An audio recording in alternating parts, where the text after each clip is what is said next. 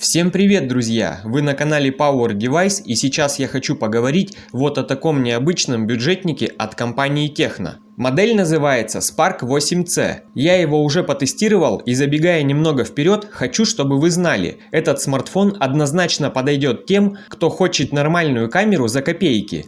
А вы слышали о компании Tecno? Напишите, пожалуйста, об этом в комментариях. Конечно, преимуществом этого девайса является не только его камера, но и ряд других аспектов. Экран 90 Гц и в целом современная оболочка. Впрочем, не будем торопиться, обо всем по порядку. Конкретно эта бюджетная новинка выпускается в нескольких цветах. У меня, как вы уже поняли, бирюзовый. Дизайн для бюджетника прикольный. Сбоку рельефная текстура и надпись Stop at Nothing. На правой грани качелька громкости и кнопка питания. Слева лоток, который поддерживает 2 нано-сим-карты и отдельно карту памяти до 256 гигабайт. Также на нем есть резинка от попадания влаги. Мелочь, а приятно. Знаю, что многим важен датчик приближения при звонках. Специально его протестировал, реагирует без запинок. На нижней грани смартфона расположились джек 3,5 для наушников, микрофон и разъем под зарядник. К слову, зарядник здесь micro-USB. Такой редко уже встретишь, но все же здесь установлен именно он. В целом, в руках смартфон не вызывает ощущений дешевизны, как это присуще смартфонам в районе 10 тысяч рублей. Наш, конечно, стоит чуть дороже, но не намного. В российских популярных магазинах и маркетплейсах я нашел его по цене в 12 тысяч рублей, в каких-то был и дороже. Также, к слову, добавлю, друзья, что я сравнил камеры Spark 8C со своим Redmi Note 10 Pro. Некоторые аспекты в этом сравнении меня удивили, но об этом немного позднее. В комплекте этого бюджетника вы получите стандартный набор. Чехол, зарядник, мощность которого составляет 5 вольт 2 ампера. Провод, пленка. И да, здесь такой момент, что при покупке смартфона пленка на него не наклеена. Она идет в комплекте, клеить ее придется самим. Но зато я проверил практичным путем наличие олеофобного покрытия на экране. Оно есть, влага и жирные отпечатки практически не пристают. Также в комплекте есть множество макулатуры, в том числе и гарантия на 1 год с момента покупки.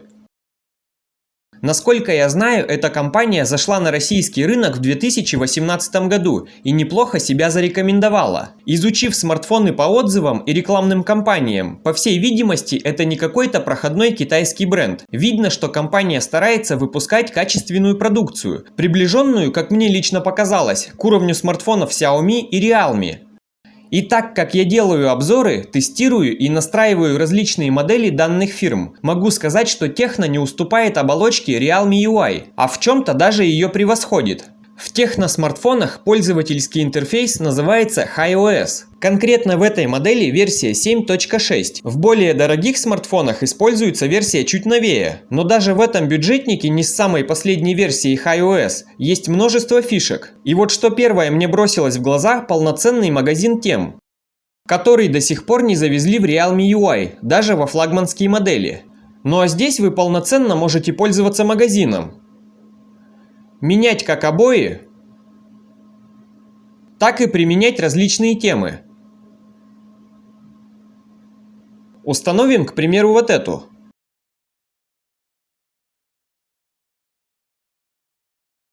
Как вы можете видеть, темы полноценно применяются. Да и вообще каких-то проблем с кастомизацией внешнего вида на этой оболочке я не нашел. Помимо прочего, в HiOS есть различные фишки, такие как боковая смарт-панель, так называемый мастер смартфона, в котором присутствует очистка кэша и ненужных файлов, охладитель, который замораживает встроенные системные процессы, снижая нагрузку на систему. Также, естественно, есть антивирус, быстрое ускорение и так далее.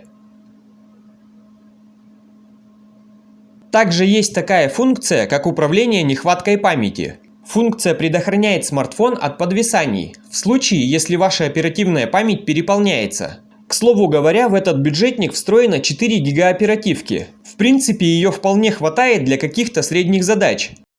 Еще можно выделить пункт в меню HiOS Lab. Сюда должны по воздуху приходить экспериментальные функции, такие, к примеру, как подавление мерцания дисплея, улучшение звука и так далее. К сожалению, в этой модели пока я не увидел новых функций. Написано «Ожидайте». Буду надеяться, что отправят.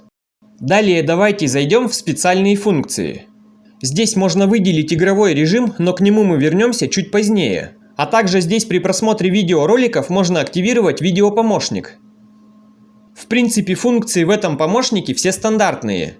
Можно делать скриншот экрана, запись с экрана, воспроизводить видео в фоновом режиме, отключать входящие вызовы, не беспокоить сообщениями, либо включать потоковое оповещение. А также для удобства вы можете вызывать плавающие окна каких-то приложений. Многие скажут, что в современных реалиях этими функциями уже не удивить, но лично я удивлен тому, что все эти фишки поддерживаются в бюджетнике за 12 тысяч. Также, к примеру, на своих смартфонах я привык пользоваться функцией быстрого запуска. Здесь она также есть. Ставлю запуск любого приложения на определенный символ. Например, на V поставим «Запускать YouTube». Теперь на заблокированном экране рисуем символ V. Открывается YouTube, но так как у нас стоит защита экран блокировки, то нужно его разблокировать. Если бы не было защиты, YouTube бы открылся сразу. То же самое можно делать и с другими символами. Например, активировать переключатель. При написании символа Z можно включать или отключать Wi-Fi, Bluetooth, фонарик и так далее. Ну и конечно, не могу не отметить такую фишку, как жесты для музыки. Если вы часто на своем смартфоне слушаете музыку через наушники, то вам однозначно пригодится эта функция. На заблокированном экране, чтобы запустить трек, сделайте вот такой жест. Чтобы остановить его, вот такой. Также можете переключать треки вперед. Либо, соответственно, назад. Ну и, конечно, здесь есть такие стандартные фишки. Например, двойное касание для пробуждения. Отключить звук звонящего при перевороте смартфона. Скриншот 3 пальцами, ответ при поднесении к уху. Активация экрана при взятии в руки, а также принимать вызов с помощью вот такого жеста. В общем, друзья, фишек этому бюджетнику не занимать. Надеюсь, что они будут дорабатываться и обновляться. Думаю, в более свежих версиях HiOS будет больше фишек. Также знаю, что у этой компании недавно вышел флагман под названием Tecno Camon 18 Premier. Очень бы хотелось протестировать его оболочку и фотовозможности, так как про него говорят, что снимки он делает очень конкурентоспособные. Ну а сейчас предлагаю зайти в настройки яркости. Ведь там находится еще одна коронка этого девайса, а именно активация повышенной частоты обновления экрана 90 Гц. Можно выбрать 60, 90, либо автовыбор. При этом у вас будет экономиться батарея. На видео это не сильно заметно, но разница в 60 Гц и 90 ощутима.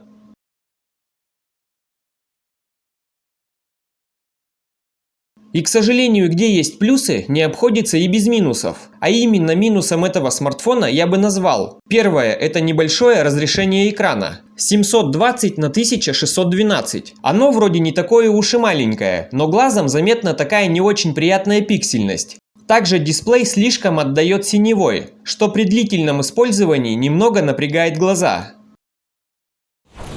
Я уже много рассказал о смартфоне и совсем забыл сказать о процессоре, который здесь установлен. Это не совсем стандартный Unisoc T606. По мощности его можно сравнить со Snapdragon 665. Энергоэффективность у него 12 нанометров. И батареи в 5000 мАч, а именно такая установлена в Spark 8C, стабильно хватает на день активного использования. Что касается игр, отмечу, бывают мелкие фризы, но они настолько редкие, что их практически не замечаешь. Что касается игрового помощника, он вызывается вот таким жестом.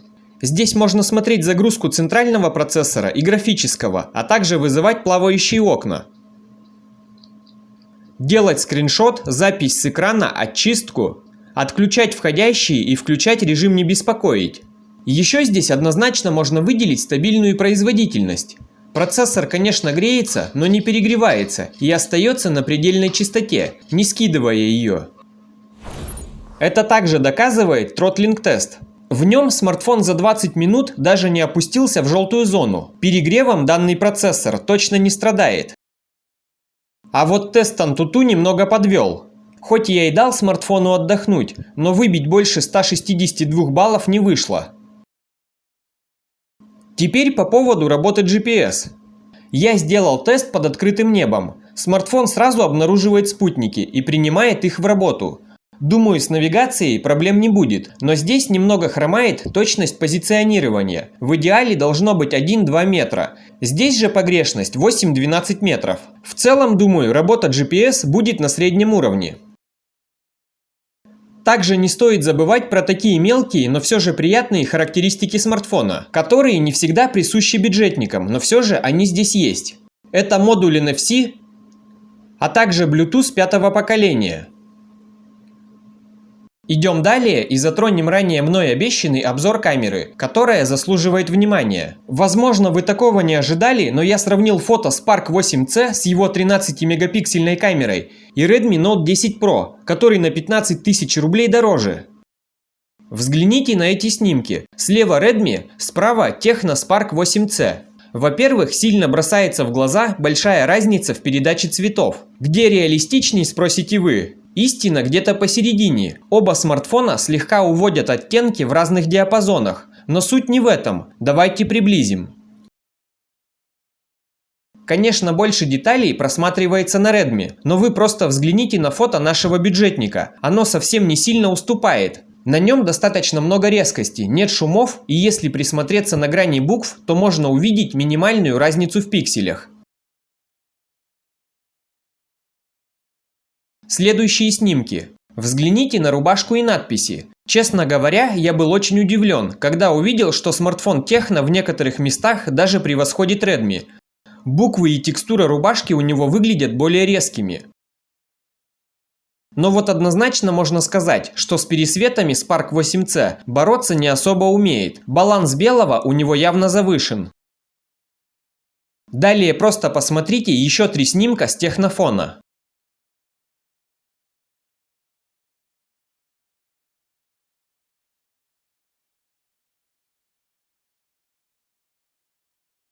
И если с основной камерой все достаточно неплохо, то 8-мегапиксельные селфи получаются достаточно посредственными.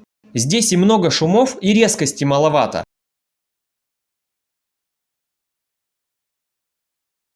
Зато в режиме селфи есть возможность отдельно включать вспышку.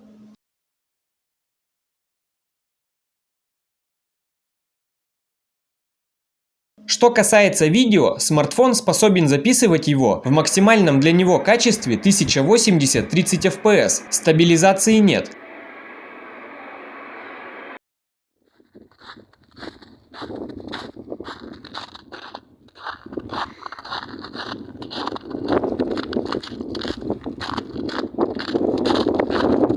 Автофокус работает.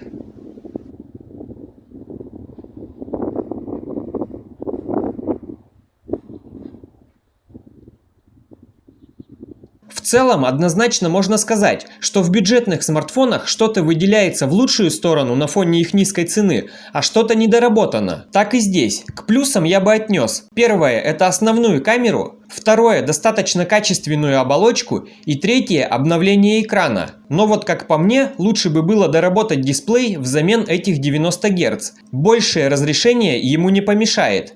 А также как-то нужно бороться с синевой дисплея, от которой со временем устают глаза. Друзья, пожалуйста, напишите в комментариях, что вы думаете об этом смартфоне, как вам его характеристики за небольшую цену и в целом компания Tecno. На этом у меня все. Не забывайте ставить лайки, жмите колокольчик, подписывайтесь на канал. Всем качественных девайсов, до встречи на YouTube. Пока-пока.